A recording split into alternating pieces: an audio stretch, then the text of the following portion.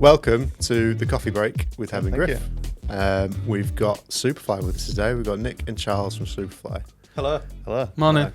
Good morning. We really want to get you guys on. We've been talking about doing this for ages. Yeah. Start my timer.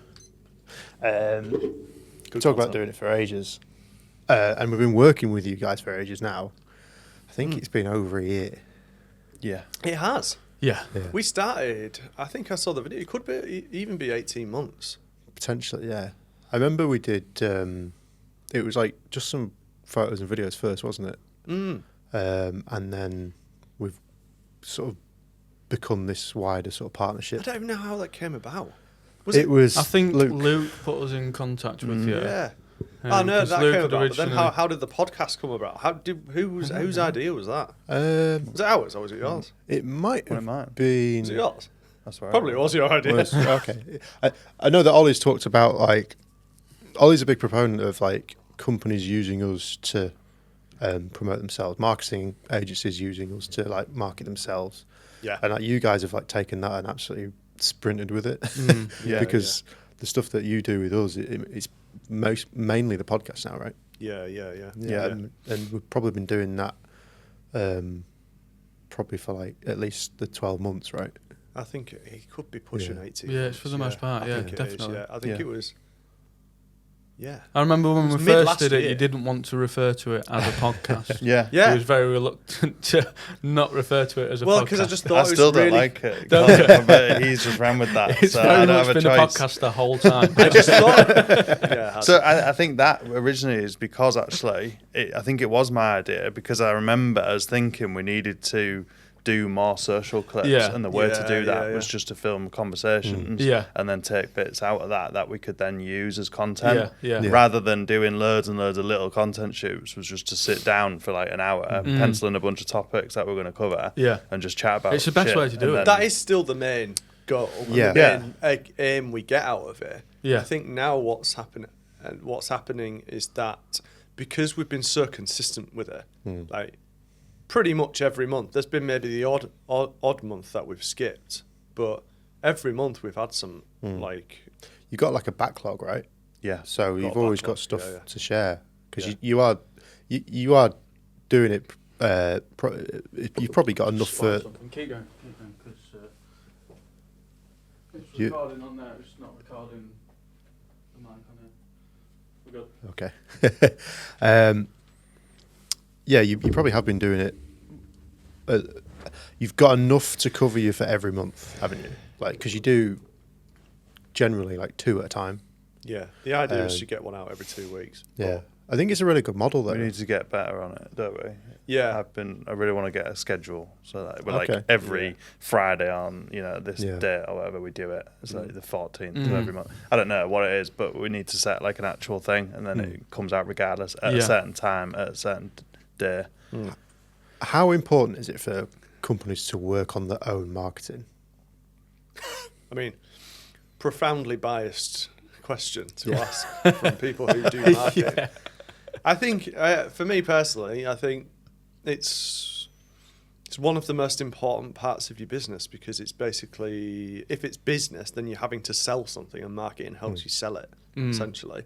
I think there is a big perception, especially within directors of companies, that they want hard and fast results in marketing. And like we were just saying, like with us guys, like even with us doing our own marketing, we're doing it for 18 months and it's like, we're only just getting started. Yeah. Like that should be the approach. It should be, how can we make this work over time? Because you don't really get, you can get quick wins in marketing, but ultimately it's about like how is your business going to grow in the future?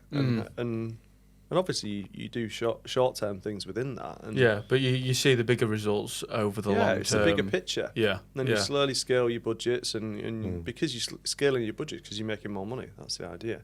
Not to knee-jerk constantly and flip and flap between different things because you think it's based on what your opinion is. Like, Yeah. what the hell do you know? Like, it's your customers and what Yeah. they're doing. Do you find that you've got to like really drill that into some of your clients? It's really It's very hard. difficult. Some people just do not get it. Like, Yeah.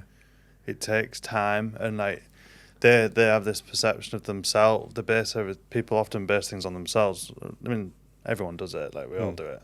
But like that, you know, the customer is a certain way and they operate in a certain way. That is the way they operate, but that's not often the case. Like sometimes people if they're making like purchasing decisions, it could take months. Depends what it is they're buying. If it's something expensive, it takes months. Even if it's something smaller, people still there's a journey they go on. So if you start making reactions and changes and stuff based on like a few weeks of data, it just like that, it doesn't work, because you've probably got a bunch of people that are actually in this pipeline right now, and if you then pivot, they just flop out. You know what I mean? Like you just lost them there.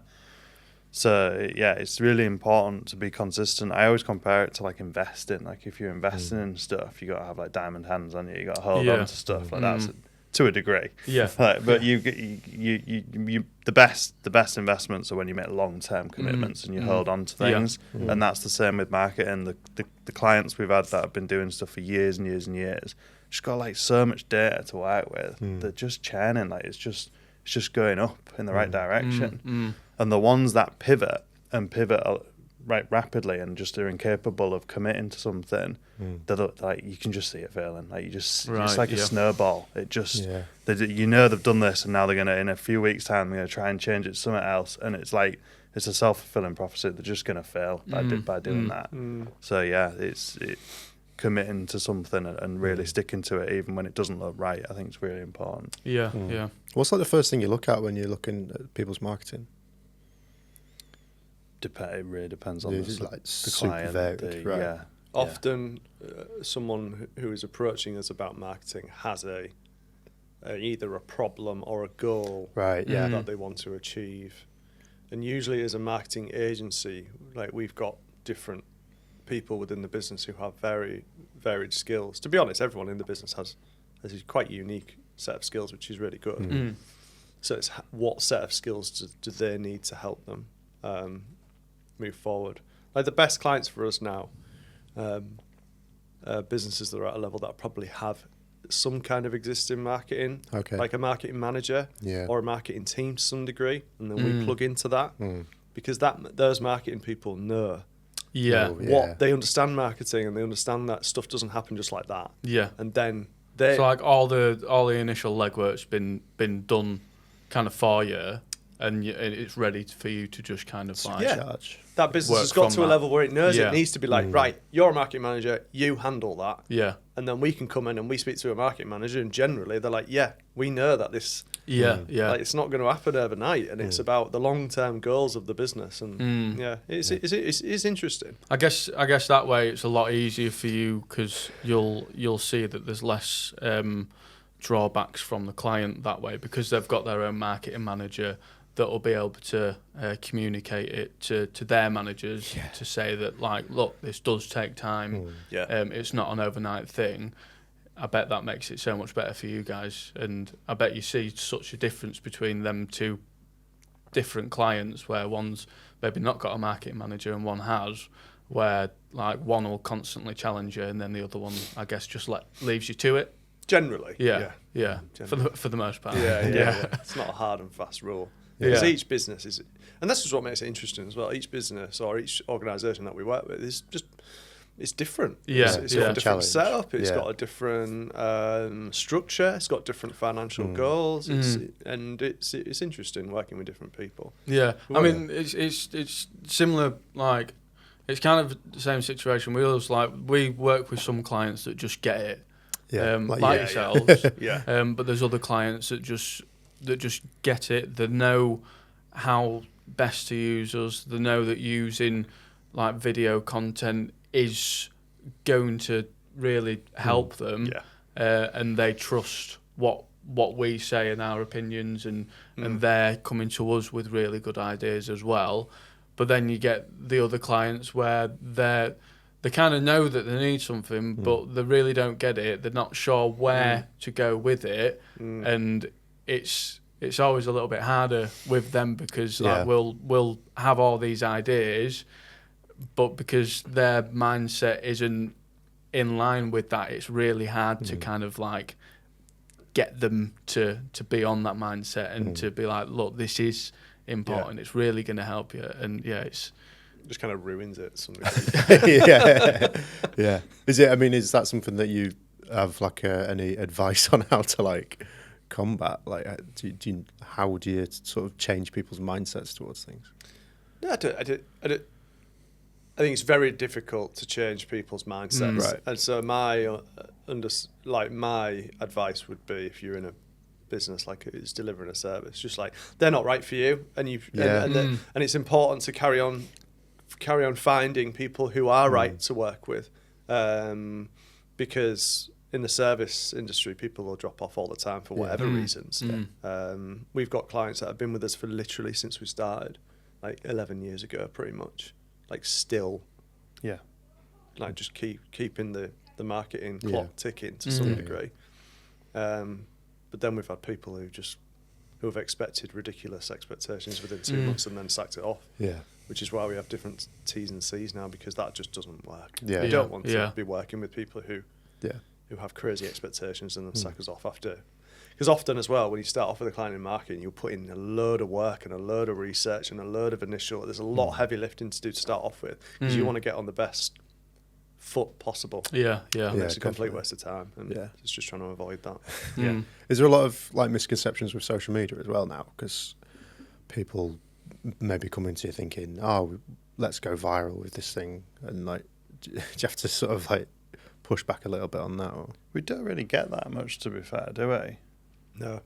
I think it's more with like the advertising side, social media advertising as well, particularly. It was really good before COVID and in COVID. Like the platforms were at their absolute peak from a targeting perspective.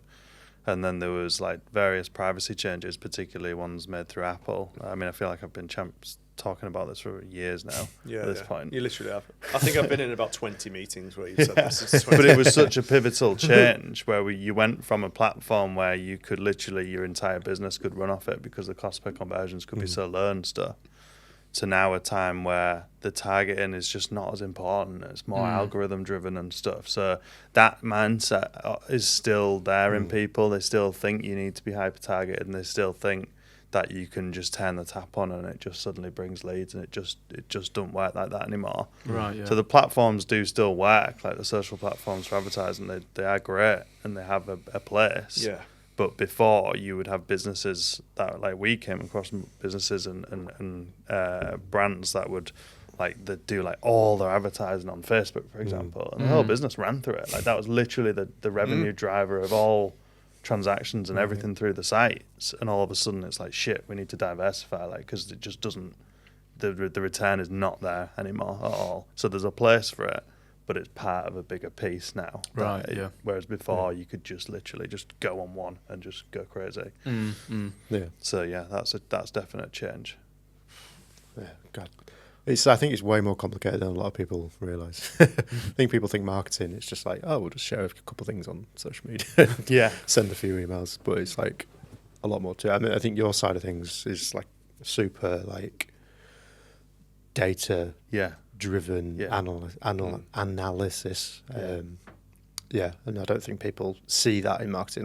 Like you say, Nick, when you've got a company and they've got a marketing person doing the work there, the management probably look down on it a little bit, I imagine, and kind of think, marketing can be, I think, perceived as quite fluffy, and slightly unnecessary.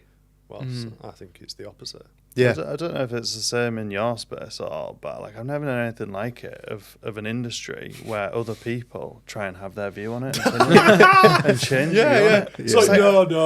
I've been doing it like 13, 14 years. I've gone through the ups and downs. Like got that experience of knowing what works and what doesn't work, and of course you don't definitively know because it's always like a best guess. But you're basing it on your knowledge and your experience. Yeah. But like people just have their own view on it, and they're like, I think you should do in marketing. No experience. That's not the job. And they're like, I think you should do. No, we need to do this. And the moment that happens, it's like, right, this is gone, going down the pan in a few months. You know it, and all you can do is just try your best to be like, I really think we should do this. And some people just don't listen. And I always liken it to like going to a restaurant and going in the back and telling the chef how to cook your meal. I don't understand. Or you don't get a plumber around and be like, well, what? I don't know if you should do that. Like, you just don't do it, do you? No, and I don't get it. It's so weird. And I don't know if that's the same in like videography and stuff. No, we've had that before. Yeah, definitely. Yeah. We've had people big ideas, and you have to be like, that's not really like a very good idea. Basically. Yeah. No, it's funny. My old job, because I worked in a marketing team. There was a chap there, an older chap, and he was convinced that the best way to get the message out for his particular service was newspaper ads.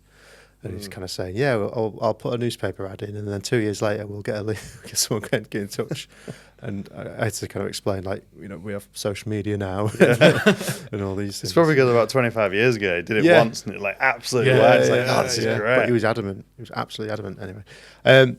So 11 years Superfly's been going. That's a pretty long time, and it's something we've always like really looked up to, like how established you guys are, and like nice. We're not shy in saying how much inspiration we kind of take from you. I mean, this podcast setup is pretty much identical to yours. To be fair, it was based on what you said.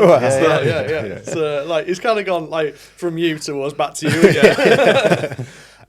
I mean, take us back to the start. How did you guys get started? I mean, obviously you're brothers, you've grown up together, but yeah, well, I think it came from, I was working for a charity, Mind, and I'd worked there for 5 years, and I was working with agencies, and I thought, I reckon I had a eclectic, broad skill set.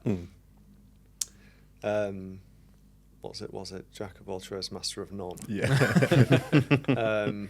But I thought, I could see how much they were charging for this type of things as well, and now I know why they were charging more, because obviously they've got people and staff, all sorts. Like, I definitely empathise. But then back then I thought, I can do this, probably at a similar level, for a lot cheaper, because there's obviously only me. And Charlie was working for another agency at the time as well, and it was kind of like, wouldn't it be cool if we set up a business together? So the plan was always to bring you in, wasn't it, when we set up. But it kind of didn't end as well as I would like it where I was employed. But that did mean that I had like 3 months of like breathing space, basically. And I just as soon as I knew that they didn't want me employed there anymore, I was like, right, day one, order a computer, go. And my wife was working in Whitby at the time because she was training to be a CBT therapist, and she just got she got an into that industry, and I suppose it worked quite well, really, because she was working like, I was just on my own all day in the house with like 2 little kittens, which was quite cute. And then it got to a stage where I was probably getting too busy, and you were like, well, you can tell what you were like. You just wanted in at that point, didn't you? Yeah, well, I did. I came out of uni, didn't know what the hell I wanted to do. Did games development at uni. I love games and stuff, but I hated the course. I just like crawled through. I did all right in the end, but like it was a huge struggle for me. Like I really struggled with that. I just really didn't enjoy it at all. So I like pushed through that, and then was like, right, what the hell am I going to do now? And then Nick had a friend who worked at another agency who was looking for someone to join the team to do search engine stuff. And I had a games website that I did in my spare time at the time, and it turned out that I was doing a bunch of like search engine optimization stuff without really knowing it was called search engine optimization. I was trying to get us higher in the rankings and stuff without knowing that there was a whole like that's an industry and thing about this thing. I just didn't know it was out there. So when I went for the interview, I kind of had that experience without realizing it almost. And it just aligned, and I kind of fell into it really. And then I did that and did some ad stuff as well there at that agency, and then Nick obviously had that situation, and it just kind of eerie how similar it is to our beginnings as well. But that's That's it's. When did it start to kind of click for you both? Like, oh shit, we're actually doing quite well at this. Like, things are going. Still doesn't. No. No. No, Still have really imposter even though you've syndrome, got a team. Yeah. It's weird, isn't it? I feel the same. Really? We never really talk about it too much, but even like with the office, I feel like that's been like, oh yeah, that's a big space. When did you move into your old Business. office? So, Was that the first like shared space that you'd? Yeah, so Was we you got both a at room home? probably half the size of this, probably similar to what we're sat in round here. Yeah. It was just me and Charlie for Yeah. a year, Yeah. and we just had a bit of a laugh to it. We were a lot younger. Mm. Like I was 27, so you would have been 22, 23. No, I was 26 and you were 22. So we're kind of just having a bit of a laugh. Yeah. Mm. Like, but doing some good work. Yeah. But we weren't really taking it overly seriously. It was just fun. Yeah. It was fun to work with my brother. Yeah. Yeah. And I felt like we were very naive. Yeah. I think. Mm. And you get beaten down hard with the business bat Yeah. throughout the years. The business bat. Because I think as you ride the business wave, it doesn't go like that. Yeah. Yeah, And it's it not doesn't- simple. And it doesn't just go, even if you go like that, there's often like a crash. Yeah. Yeah. Like it's not, you've constantly got to look and reevaluate and think, right, what happened? Like if there's a mistake or there's something that goes wrong, it's like, what happened there? How can we make sure that doesn't happen again? And even when you're not doing that, it's like, right, how can we improve things? Because if you don't, you just fall behind. Yeah. Yeah. And that's not what we wanted to do. But yeah, and then I think after about a year, we hired Jack, who was who was a web designer, because we had loads of websites, and I was doing the websites. Right. And I was okay at it, to be fair. Yeah. But it's just too many. I was like designing like 5 or 6 websites all at once. It's just like absolutely ridiculous. Yeah. Whilst doing everything else as well. And so then we got a graphic designer the next year, and then every year I think we've kind of like I think we've been fairly modest. Yeah. There's been like big distractions. Like the band was quite a big distraction for me. Like that was a potential career change. At one point it was a very serious well, I never thought it would like be a long-term career. So that's why I always wanted to keep like the business side of things, but it did distract me. And having kids and stuff, as you know, that's really challenging, and managing kids and businesses is very very, very Fun, innit? yeah. It's fun from time to time. But no, and I think you just build up your resilience, I think, as well, and you get used to problems and hardship. Yeah, it's different challenges come. You learn how to deal with like all these challenges separately, and it kind of builds on your knowledge as a business, doesn't it? Such a learning curve. Yeah. Really, like I think you take for granted when you work for somebody else. You take for granted all the things that like a managing director probably has to do. Yeah, you do a bit, I think. Yeah, there's no doubt about it. And then when you start doing it yourself, you're like, I've got to do all these things. Yeah. Was it when you hired somebody else? Like, how much difference did that make? I don't feel like it made that much difference because Jack was a young lad, and he was quite similar personality to us, and we just had a bit of a laugh. So it was quite fun. But then I suppose when you brought more people into the mix, and and then when people leave as well, like when someone leaves you for the first time, you're like, no, like, you're leaving us. What are we gonna do? What have we done wrong? Yeah, it's a really big thing. People. Yeah. Whereas now, when someone leaves, it sounds really bad, but you're just like, right, okay, let's go. Well, what's next? It's because you because faced that before. Yeah. Like, you think about loyalty. Obviously, like you guys have to be 100% loyal to your own company. People that you hire don't have to be. No, of course not. It's a job to them. It might be even a stepping stone for them to go like to the next point in their career. And I think that's where we have positioned ourselves. Yeah. We've taken on apprentices and we've trained people up to a good level. And then, like, the people that have worked for us, like one guy's working in Dubai, like in a high end like paid social job. Someone else is working at Nestle. Right. Another one's working at Connecting Live, and she's doing really well. Like a lot of people are doing really well. Yeah, I bet you feel a good sense of pride being part of that journey. I do. Yeah, and I did probably start feeling that after the 8th year, but because it's I probably took it personally to some degree. I think when people left earlier on, it's human to do that. I think. Yeah. And like you were saying, it's a job. Like people move, and it's obviously people get paid, and salary is important. People like you don't go to work just to sit and just have fun all day. Like you go to work to earn money. There's a purpose at the end of the day. Yeah.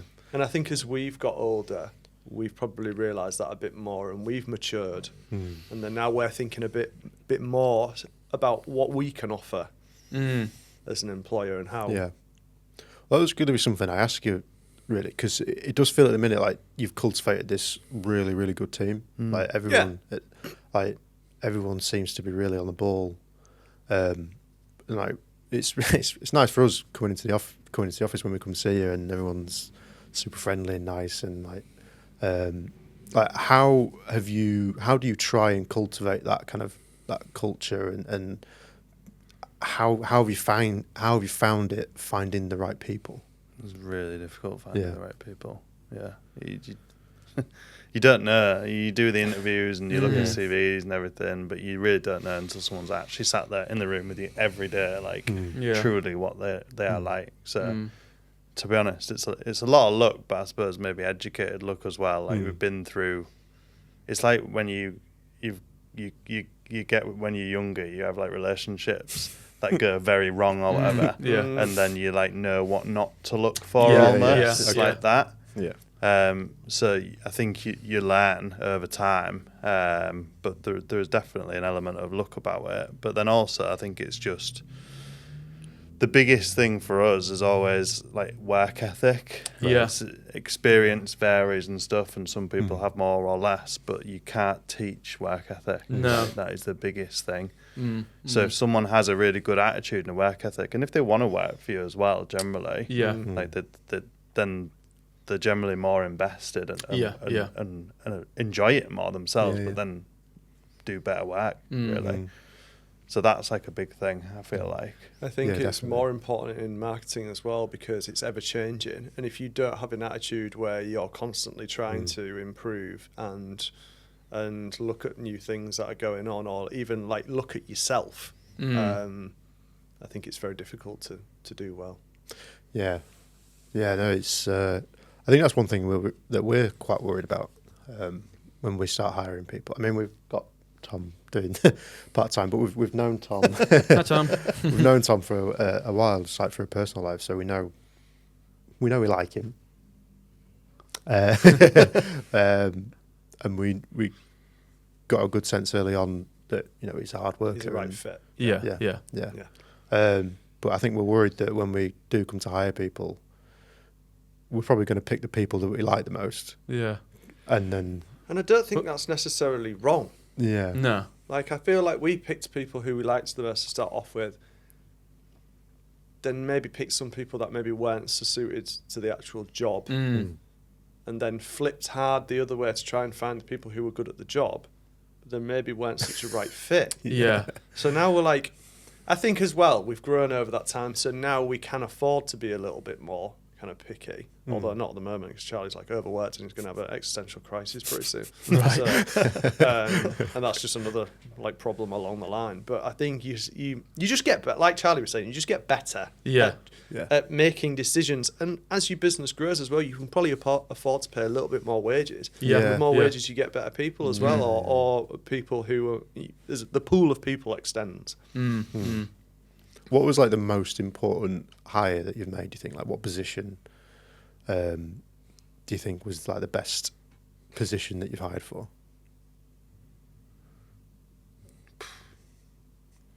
Well, for me, an admin and finance person. Yeah, actually, yeah.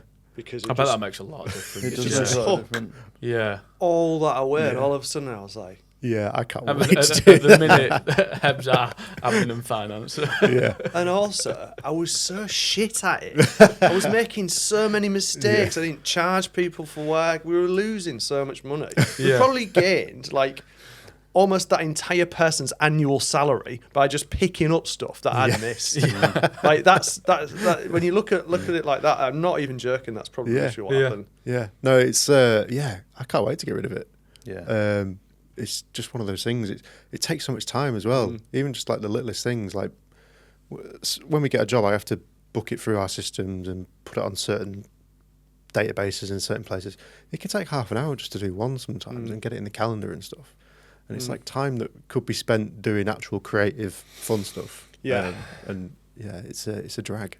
I think as I've got older and also running a business for longer, you realise time is money. The famous phrase, but it really is like, I think that the way to success or to be successful is to look at time as money and think that like to free up that time is valuable. Yeah. And I think that across everything, even like your home life and stuff. Like obviously there's some chores and stuff you like doing, but if there's ways you can maybe pay someone to do, I don't know, like clean the car. Some people love clean the car, some people don't. But you pay someone, I don't know, 20, 30 quid to clean the car. Well, that's freed up like an hour and a half of my time or whatever here. And then that allows me to spend an hour and a half more with my kids or, stuff like that. Yeah. And it's the same in business as well. And I think like a big thing we did was like reporting. Reporting was taking us weeks. So every month, not weeks, sorry, but a week or so. So every month we'd do our monthly reports. Right. And it'd involve multiple team members collating all this data and pulling all this stuff together. And we'd do it. It was all manual back in the day. Right. And it's just so much time. And then we spent on a reporting piece of software, like it's thousands. It's expensive. And obviously that factors into the cost that we have to charge out to the client. We're now spending thousands on reporting. But that time, suddenly we worked it out, and it's like, right, well, if this person's spending this many hours, this person's spending this many hours, this person's spending this many hours, how much we're paying salaries, how much this is costing us, then suddenly that £3,000 for the reporting software is like, whoa, it's nothing. Yeah. And suddenly that time's freed, and now we have that more time to do work or to work on another client, for example. And I think across the board, looking at stuff like that is a way for success. I personally feel.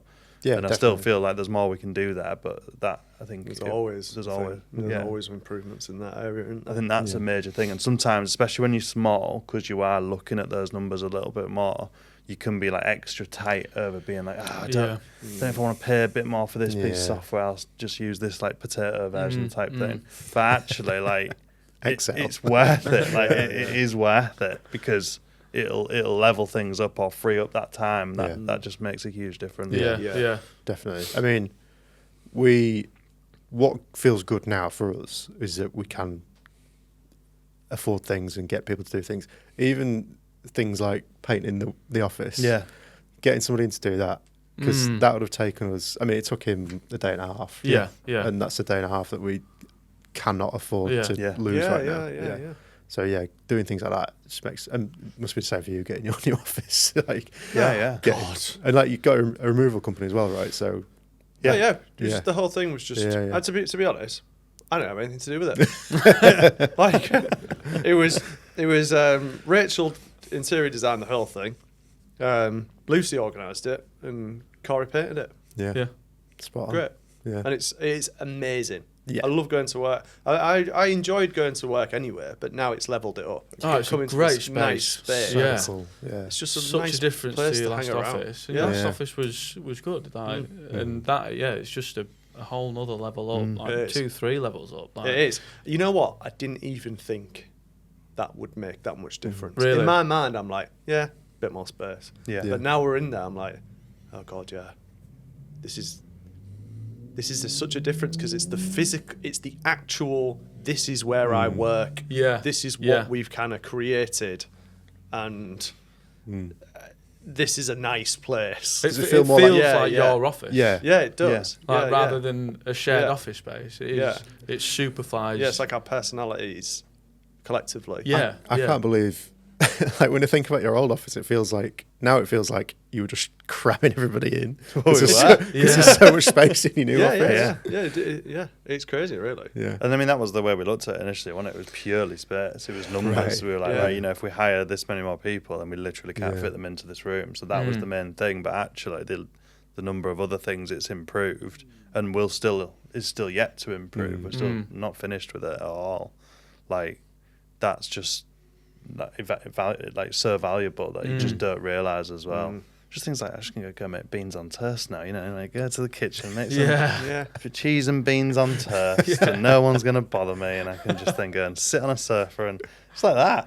Just for your mental health. Great feeling. Yeah. Beans on toast for your mental health. A big supporter of that, to be honest. But even just like, we have a chill space, and like, popping your shoes off and just having a bit of a wind down type thing. But the team love it as well, right? They do, Yeah, they do. Yeah. Do you notice a difference in the team with the new office? Yeah, I think so. Yeah, definitely. Yeah. It'd be cool as well when you are hiring new people. If they're coming and seeing that space, that's probably going to make them want to work for you more as well. I've had a lot of people message us about Oh, really? about the space, about. I think we've probably got new work off the back of it. We've definitely got people inquire about like the jobs. Wow. We've been putting out there. New work, that's crazy, like just from an office change. Yeah. It's because Ellie's so good at creating hype and promoting stuff on social media. She managed that whole process. Yeah. Created like a buzz and then was able to really push it out there in an effective way. How much of an asset has Ellie been? She's insane, isn't she? Oh, she's amazing. It's like, yeah. I can't believe how much she shares. Yeah. It's so impressive. Yeah, she's so active. And I don't know how she thinks of all these new things to share every day, but it's so... Her brain's it's insane. Going like a million miles an hour all the time. It must be, yeah. And that's an example of a brilliant work ethic. Someone that you can't teach that. And it's not necessarily the skill. She's got the skill as well, but it's the work ethic that you can't teach. Just going at and then now we've got the new video space. Just going and filming shit, just randomly, like first thing in the morning. It's like 8:45, barely anyone's in the office. She's not like, I can't be arsed. No, it's just straight in the room, getting a lighting, softbox set up, getting like an LED light, filming, UGC. An hour later, there's a frigging post that I've like seen. I'm just like, this looks awesome. And it's just like that ethic of just doing it. Good. Just doing it, not fannying about and thinking about it loads. Just not doing it. That's a big thing, I think. People overthinking, and then right, let's write a report. Oh no, should we do this or not? Just fucking do it. Just do it, and then see what happens. If it fails, it fails. Move on. I miss making videos for ourselves. When we had the spare time to be able to have a bit of fun and make our own little videos, that was good. Like it's about kind of getting ourselves back to that point. It's a balance. It's really difficult. And like that's why we're doing the podcasts, and we're trying to make ourselves a bit more active, and we're booking the time out to make sure that we just get it done, and then it's going to give us a good few months of content out of the podcasts that we do, and it's we have so many ideas, don't we? I'm always saying like, what if we did this as a video? We should write it down because we'd have hundreds, but and that is the thing with freeing up that time as well. Going back to that, suddenly, like if you're really busy, sometimes you can be on like a conveyor belt of just doing the job, and you're just doing what you need to do to get by. And that's not to say you're not doing it to a high standard, but you're just doing it, like you're just cracking on. And when suddenly you actually don't have stuff to do, it's something that I've realised like over the past few months from being so busy, is I just don't have those days where I can just just not work as hard some days. And sometimes you need that. You do. And you need that breathing space to have those like creative ideas. It's really important. And then you'll come up with that stuff. And inevitably, like, it's like when you get a new team member, suddenly your time gets a little bit more freed. Well, it's like us with Tom. We're getting work done now. While we wouldn't have had this. It's almost a luxury. Before, like we'd be doing this, and then we're thinking, oh, there's still this bit of work to be done, there's still that to be done, and then we're kind of not really enjoying the moment of like, we won't be able to enjoy this podcast as much as we are now, because like it's just the pressure of like work on top of us. So exactly the time, it's guilt, innit? Yeah. It just frees you up and then allows you to then you'll maybe have a week or two where suddenly you're like, oh, I've got all this time, like what do I do? I'm just gonna like go on eBay or something, like you just don't know what you're doing, and but then suddenly you'll fill that gap. Yeah, I was going to say, I feel like that one day, and then the next 4 days, I'm like, ah! So then within a few weeks, you then slammed again, and you got and you're doing other stuff, but you brought like a new element on board that you're now doing type thing, and that I think that's really important. Yeah, it's important for everyone, not just us, to have that space.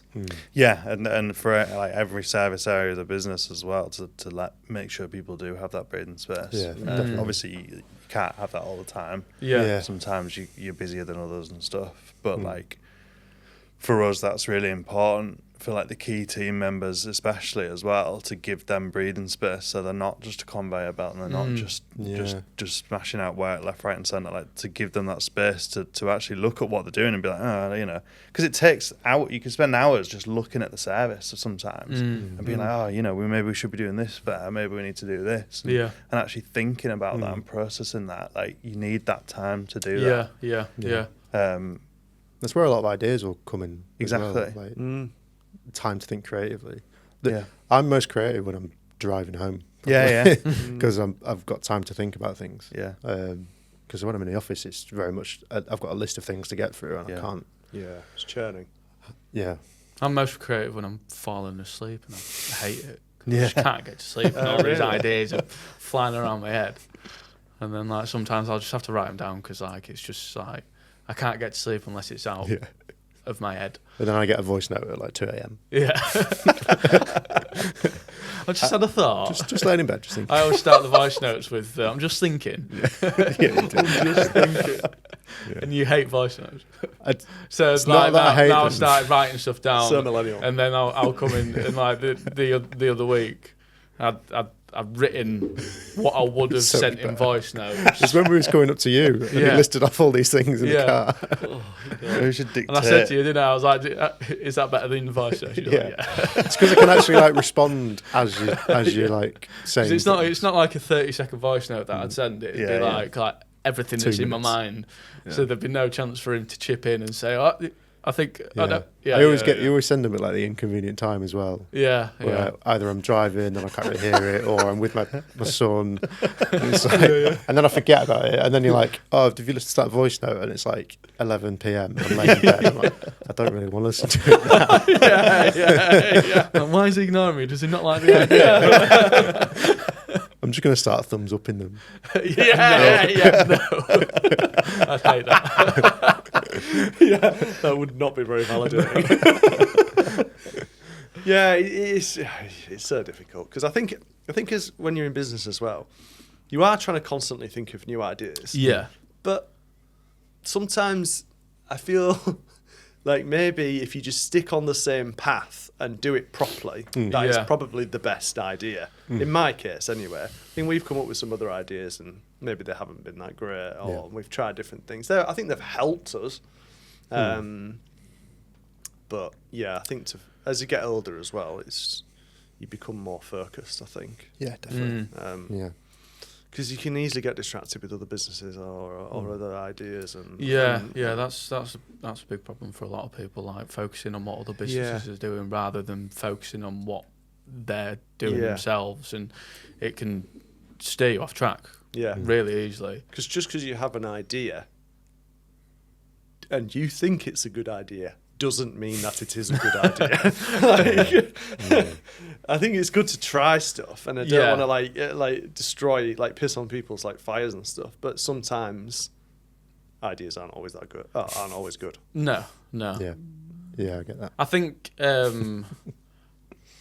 think that's like for us, like that's why it's good that there's like two of us in the business where like one of us will come up with an idea. 100%. And the other person will tell them it's a shit idea. Yeah. Like, Honestly, is this a good idea? If it was just me, I don't think I'd be doing this anymore. No. Like, No, I wouldn't be able to do We've this by leaned on myself. each other. Oh, yeah. When we naturally, when Charlie's like busier, I probably am more of it, like take on more stuff, and then when I've got more stuff, Charlie probably takes on more stuff. We kind of just do that naturally because we've got used to that balance. But it's been so stressful. There's been times where I've been like almost at tears that it's been that stressful that I couldn't have done it without having someone to talk to. I've been so angry, so upset. Like we've had some right fucking shit shows. People not paying us. Like staff being this hasn't happened very often, but being complete twats. Really. And just not being very nice to other people, to us. And it's just hard. It's really hard. You have to get through that somehow. And I think having two. Definitely Definitely like the amount of times I've like written an email to somebody, or like Ollie's written an email to somebody, and we look at it and we're like, yeah, don't say that. You can't say that. We still do that. Not as much, but we still do that. Yeah, it's so difficult, isn't it? But I mean, what's it been like? Because me and Ollie have been mates since we were like 10 years old. But obviously, you two grew up together. So what's it like working with your brother and managing that relationship? Because you're still family. You're still going to see each other in your personal time as well. So do you find it difficult to separate the work and the personal life, or is it okay? Not really. I think because we've lived in the same house with our mum and dad for so long. Then when I went to uni, we moved out together. So we lived with each other. And then once I moved out with Tony, you moved out with one of your mates. Then not shortly after we started working together. So the dynamic's always been the same. It's never been an issue. Yeah. And I think the reason is because we are quite different in personalities. I'm very much more kind of extroverted and chatty and social, and that actually fills me up, like talking to people. And whilst it exhausts me. I think I literally feel exhausted. I'm glad you came on the podcast. We're sorry that we brought you on today. Didn't realise it would have such an impact on your day. John's going to have to go home after this. Going to have double beans on toast. Double beans on toast, for lunch and for tea. Just a little bit of extra cheese, just to take the edge off. But no, our skill set's so different. And our personality is so different that we just get on real well, and it works in the business, and it works from a personality perspective, and it just seems very natural. We talk about stuff as well, don't we? We are very open, If you've got problems, talking about it, it's like really important. If you just let it build, then it. Yeah, it's probably easy to talk to your brother about it as well. Probably. I find like if I'm like really struggling with something, I still find it a little difficult to talk to Ollie about things because it's. You know, we're like mates as well, but it can be a bit awkward for me. But like as soon as I do actually talk to you about it, you're like, stop. But like I'll it's like I've known you for that long that I'll know when like something's like weighing you down, and I'll ask. And that's really important to be able to have those honest conversations. It's massively important, and even like if we don't agree with something, like I'll always tell you if I don't agree with something, and like I don't want the pressure of that weighing down on me, so I have to say, and it'd be silly not to. Usually and right as well. And I say to Alex, like, tell me if there's I don't care. Tell me if I'm being a dickhead, like, because I'll tell you if you are. Because ultimately, deep down, you just want it to work. You just want it to work, and you want the relationship to maintain, and you just want to be successful together, don't you? I think that's the most important thing. I think if you had an element in you that you wanted to spite each other, then it would end up being that. We wouldn't be where we are today if that was just like balance each other out, really. Don't we? And also what happens, I think, when you go through hard times and then you're in it together and you've got each other to back each other up, and then you come out the end of it and you're like, getting your sword and shield out, and it just feel like and you just feel like you're Yeah. together, you're in it, and it just feels like it binds you together more. Yeah. So then Massively. that fusion is just so much harder together. The longer you go, I think the more that you go through that the better That's it is. cool. Yeah, that way of thinking about it, that's really good. Because there's definitely been moments where we've been in come out of an awkward meeting or something, but we know we've kind of smashed it together. And we're like, yeah, we did really well there, actually. Yeah. The harder the meeting. Yeah. I mean, we've only been going. Well, I say only, but it's still quite a long time. Like obviously 4 years. Yeah. With you going 11 years, you must have had a lot of moments like that. Where, Yeah. So, He is exhausted. I know we've probably got He is a lot to come still. Well, you just, like I was saying before, you become a bit more resilient and you just become a bit used to it. Yeah. And I think, like you've said before, like with the peaks and troughs, and like it's kind of expecting that's a thing that does happen and is part of running a business. Yes. I think going in with that mindset sets you up for the falls, because it can come. I'm kind of almost numb to both now. I was going to say, does it take you by surprise still? Or? I'm numb to the bad things, but I'm also kind of like numb to the wins as well. Right, okay. Because sometimes you can Even if get it's a a win. massive... Even if it's a massive win, I'm like, yeah. it might go to shit. It might not. I almost expect the worst, don't we, sometimes, I suppose. Yeah. A bit pessimistic. Yeah. But Yeah. But then that's because that's happened. And it's kind of like we need to, it's like a protection bubble almost, of like, so that we're prepared for it, because when it does happen now, we've already been through it and it's less daunting. Whereas some of the things that have happened, like the first time they've happened, it's been like, sleepless nights and really dramatic. Whereas now you just deal with it. Like it's just another day. The thing is knowing that like there is a way that this can be sorted out. Yes, it can be resolved. And you can come out on top. Yeah. Then that's the mindset to have. I think I've got that mindset more than you. Would you say about stuff like I can see the positive? I'm just like the biggest worrier ever. I'm like massive overthinker, mate.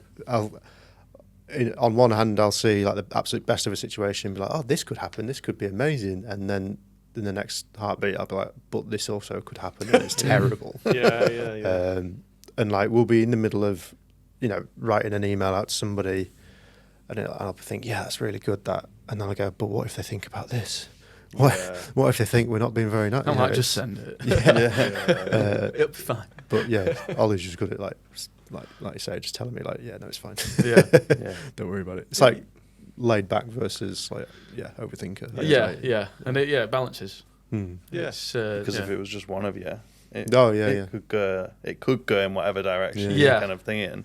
But the balance kind of brings it back. The balance is great, because if you have one, like if you birth like you, then you'd probably just be like, you'd make like more reckless decisions. And I think this is what happened. This is what happened with me and you as well. And we've slowly got actually a lot more similar in our approaches to our mindset over time. Like I think you were a lot more conservative and I was a lot more reckless. Which I'm more conservative now and you're more reckless with things. So it's just the way that you kind of learn, because you've learned to push yourself out of whatever that comfort zone is. And realise that it probably is fine. And it's funny, like we've both, there's been different instances where we've both been like a little bit pissed off and wanting to be aggressive.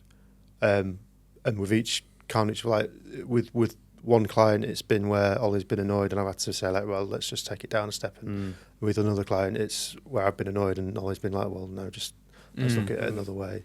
So it's what is going to benefit you. Is it going to benefit you sending a shitty email to someone? Yeah, it might make you feel better for 2 minutes, but then you're going to be like, I've just created a larger beast, a larger problem. It's like, what is it? Yeah, how is it? I think that, and that's difficult to do sometimes. Yeah, a lot of the times, like if it's me that's not, I'll write out a shitty email, and then I'll show you, and then you'll be like, yeah, that's fine, but just reword this bit, reword that bit, because like the bulk of it's there. Yeah, like what you're saying is correct. Yeah, it's just how you say it. Mine's the opposite. I'm like, Shall I read my email? It's like, you do not need to be that nice to these people. Oh no, yeah, he's like, yeah. They have not treated us very well. Yeah. You do not need to be nice to them. Yeah, you're like, no, you need to actually say that they've like we're in the right. Don't make them think that. Yeah.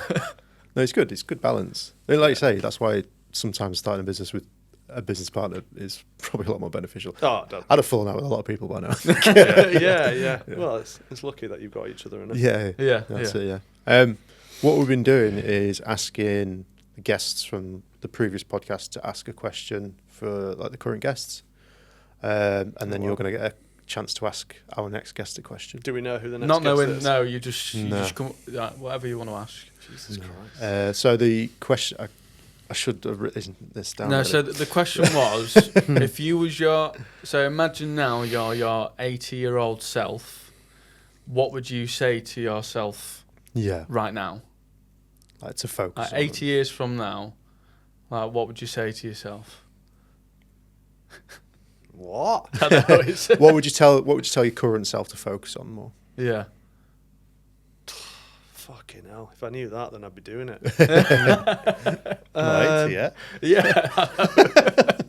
Thought it would be a difficult one. You've got 5 minutes. I don't know. Just keep doing what you're doing.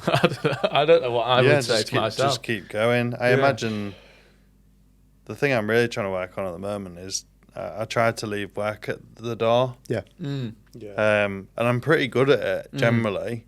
But when you run a business, it's really difficult to do that because it is your business. That's why I always say like Christmas is the best time because everyone's off. Like, it's the only time you actually get a break. But if you go on holiday or whatever, there's inevitably still something that'll crop up. You can't go away for 2 weeks and not have something come up that you need to at least deal with. Yeah. So you don't switch off from it fully. Whereas Christmas, it's just like, just like suddenly you can let it out and just relax. And then you get ill. Christmas is ruined. Then you finally allow your body to relax, and then it's like, what are you relaxing for? So I think it's just trying to leave it at the door more than I already do. I do try and like my other half. She's a teacher and she really struggles with it, and she'll come home and she wants to brain dump on me, but I don't brain dump on her, and that's quite difficult. I'm kind of insulated, I suppose. But the reason I do that is because I get home, I just want to play a game. I just want to think about like shooting people on Call of Duty. Like I don't want to think about work. That is my way of switching off. Is to just take it and park it somewhere else in my brain, and I'll deal with it tomorrow type thing. Yeah. That's like my protection later. Whereas I think for Jess, hers is to dump it on me in the hope that getting it out works. Maybe that's a male female thing. I don't know. But still, like sometimes the way I struggle is that I'll like switch off and I'm going into my Call of Duty mode, and then you get a WhatsApp of like this, and I'm like fuck, and then my brain just like completely pull me right back into it. Yeah. And it's like then I like can't sleep and stuff because my brain, and it's not even if it's that, sometimes it's not even a bad thing, it's just something that I need to be thinking about. And then my brain's like going like firing on all cylinders when I'm trying to sleep type thing. Yeah. So it's trying to work on doing that better. Yeah. Do you have a work phone, or is it just all on your personal? No, and that's maybe something that I've considered as well. Work phones like that. I bet that'd really help separate. Our accountant, he said that. But the problem for me is sometimes if it's like an ad campaign and there's something wrong and it's time sensitive, I do actually need to action it. Yeah. And then actually actioning it then, although it's not very mindful, like preserves future Charlie the next day. Yeah. Because it stops that from being a bigger problem the next day. Yeah. And I don't know how you get around that. Maybe you just hire more people to deal with the problems. I think, it probably is that. If you've got like a Black Friday promo coming up or whatever, seasonal promo, and there's something wrong or something's happened, then suddenly you need to jump on that because it's time sensitive, and if you let that go over the weekend, you could lose. So it's like you need a bit of a night cover or a weekend cover. It doesn't happen very often. It doesn't happen very often, but it's just trying to switch off from it when I get home, but particularly spending time with the kids and to not to focus on them and not on my phone and shit. And that not even work as well. Like, I need to get better at maybe like putting my phone on the side and just leaving it, because it's so easy to just jump back into it and scroll or whatever it is. But you're with your kids like that. Way more interesting and important. Like, I almost envy the time of like where you didn't have a phone. Oh God. Yeah. And you just focus. And I see it sometimes in like my other half's mum particularly. She's like very much not technology at all. Like, because obviously now these days even parents are very involved in technology and social media and stuff, but like she is not. She doesn't even have like a debit card. Like, she just doesn't. Oh really? She's not at all technology. Is she the drug lord? Or? She is definitely not a drug lord. But she's just so focused on the kids when she's with them. Yeah. Like, so focused on them. Nice. And that's really nice. It was a good time to like not have to look at phones all the time. I can't remember not going to sleep without like looking at my phone directly before I shut my eyes. I think it's so part of our lives now. It's like it's attached to us. Like, I think it is, and that is bad. But I think that, like, each generation has their own negatives and positives. I mean, like in generations, sometimes we just left just to. We weren't like, Daddy, come on, will you play with me? Some of my parents were like, no, just get on. Like, you just play with your brother or whatever. Like, I can't just constantly play with you. I think that how I would answer the question is just sometimes just give yourself a break. Let yourself have that pizza, that beer, that like buy that computer game you want. And just like, what is the point in slogging away and like not indulging to some degree and living and enjoying life? Like, people are so restricted and they have such restricted ways of living. I'm just like, but that's very much my personality as well. Like, I don't like the rules. A more modern social thing as well is like, you go on. Again, going back to your phone, I'm not negative against phones at all. I'm very much the opposite, but so I don't want to make it sound like I am. But like, you go on your phone and it's like comparing parenting, comparing this, comparing that, and everything's like, before you just lived in bliss of not knowing that. Yeah, you're comparing yourself to the next door neighbour, never mind everyone in the whole world. Yeah. And I think, and that's the same with like, you know, fitness and health and everything. Like, you do. It means you beat yourself up a bit more. It's all about competition. Yeah, when it's not. You are who you are, and you're different to everyone. Everyone's different. Yeah, it takes a bit to learn that, but I think when you do, it makes a massive difference. Because certainly when I was a teenager, I'd be looking at what other people were doing and get a bit jealous, probably. But nowadays, I'm looking at people on social media and I'm knowing that's not really what your life's like. Yes. And also, if it's people who I know, I'm like, fucking good for you. Nice. Yeah. I like people doing well. I want to see them. No, it's great to see. Do good. I'm not like, oh, God, they've got that. I want that. I don't give a shit. Like, I just don't care. Like, I don't know. Yeah. No, it's